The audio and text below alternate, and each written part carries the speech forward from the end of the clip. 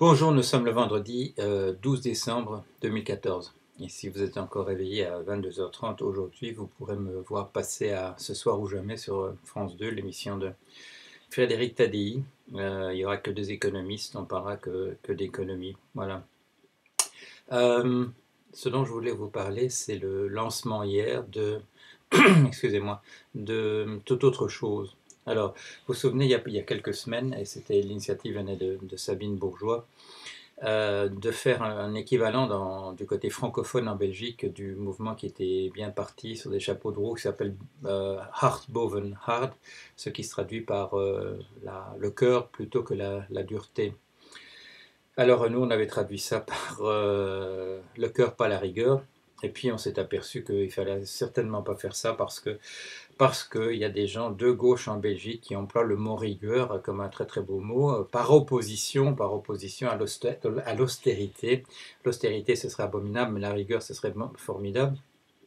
Et donc, ils nous ont vraiment emmerdé pour que le mot rigueur n'apparaisse pas là, parce que ça fait partie de leur, comment dire, de leur fonds de commerce, de leur vocabulaire de préférence. Voilà, la rigueur, ça c'est beau, c'est formidable, etc.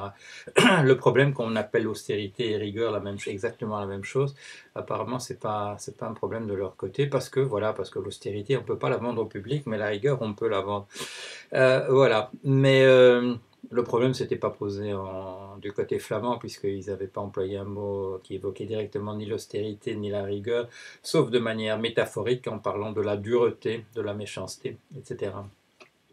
Alors finalement, ça s'appelle tout autre chose. Bon, c'est tout autre chose que le cœur pas la rigueur, c'est tout autre chose. Mais enfin bon, j'ai hésité un petit peu jusqu'à la fin, jusqu'au lancement qui était hier, de m'associer à ça ou non. Pourquoi? Parce que il y avait dès le départ, il y avait le retour en masse comment dire, des particrates, des gens qui sont des gens de parti depuis toujours, qui font carrière là-dedans, qui justement qui viennent avec ce type de considération qu'on peut donner deux mots, un bon et un mauvais à la même chose. Et voilà, ou des syndicalistes professionnels du genre, comment dire, pas l'imagination au pouvoir. Alors on s'est battu pour que ce soit pas comme ça.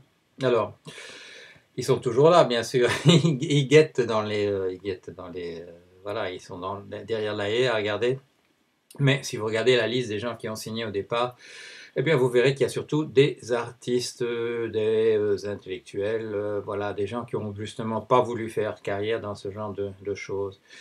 Il y a des directeurs de théâtre, il y a des dramaturges, il y a des acteurs, il y a du côté de l'université, de gens que je connais depuis très longtemps, il y a Isabelle Stengers, et surtout il y a des gens avec qui moi j'ai travaillé, avec qui j'ai travaillé il y a très très longtemps.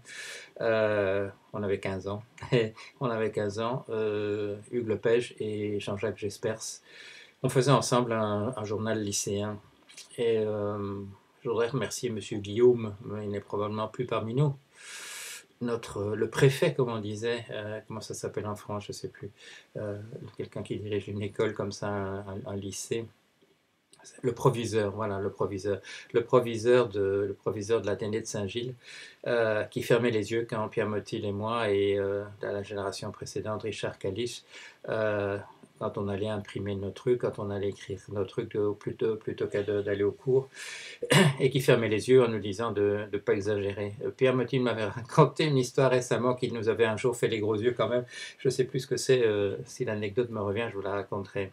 Et donc, ça, c'était l'Athénée de Saint-Gilles. Et à l'Athénée d'Ixelles, il y avait André Menu, Hugues Lepage et Jacques Jespers. C'était eux qui étaient l'équipe. Voilà.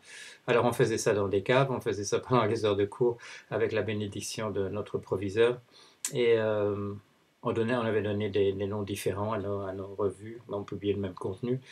Chez nous, ça s'appelait Zéro de conduite, une allusion discrète au fameux film de. C'est quoi? C'est Jean Vigo? J'espère que c'est Jean Vigo, sinon je me trompe.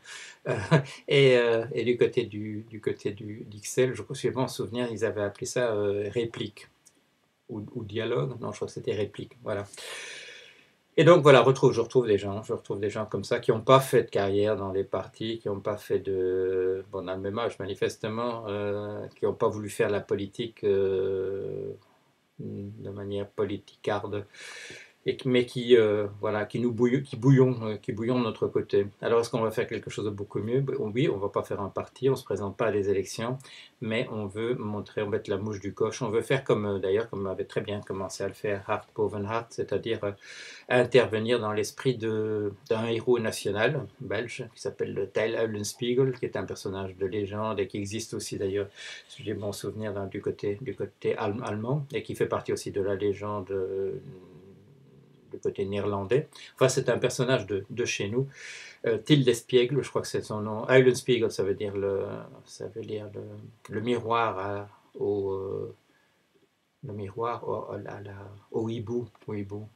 Si tout à coup ça me dérange, c'est parce que le hibou était le personnage fétiche de mon ancêtre du côté maternel, un peintre qui s'appelait Harry Met et tout à coup je vois C'était la même, enfin cette légende de Tyler Spear, elle était particulièrement, elle a inspiré la révolte contre le colonisateur espagnol et qui s'est manifesté par une défaite du côté de ce qui est devenu la Belgique et qui a été une victoire, la guerre d'indépendance du côté des Néerlandais. Mais je pars dans dans toute une autre direction parce que cette image du hibou dans un miroir qui a donné donc Eulenspiegel, ça veut dire donc le hibou dans un miroir, et ça a donné le mot espiègle en français. On parle de ce personnage comme Tilde Espiègle.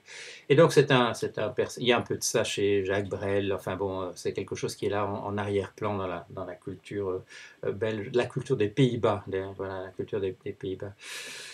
C'est ça qu'on veut faire, c'est ça qu'on veut faire. La mouche du coche, l'espiègle, celui qui l'empêcheur de danser en rond, pour ceux qui sont là, qui ont fait carrière dans la paralysie des décisions à prendre.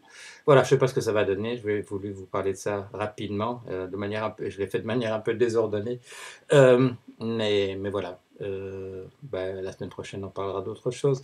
Et en attendant, passez une excellente semaine.